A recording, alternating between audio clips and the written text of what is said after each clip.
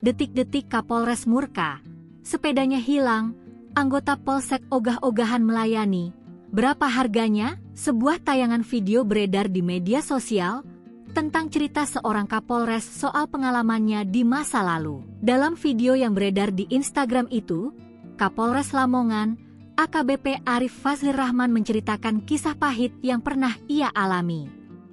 Suatu waktu, Arif mengaku telah kehilangan sepedanya. Setelah itu, ia langsung melapor ke polsek wilayahnya untuk membuat laporan. Ia menceritakan, awalnya ia masih bersabar kendati sang oknum petugas nampak ogah-ogahan melayani. Namun amarahnya terpicu lantaran selain ogah-ogahan, sang petugas juga menanyakan berapa harganya. "Panggil Kapolsekmu," ucapnya menceritakan kejadian saat itu. Ia mengatakan meskipun pencurian ada klasifikasinya, tak patut menanyakan hal itu terlebih dulu karena melukai hati pelapor. Jadi kalau emang harganya 1 juta atau 500.000, gak mau dikerjain gitu, ucapnya. Ia pun menegaskan kepada jajarannya, memang polisi belum tentu pasti bisa menyelesaikan masalah warga.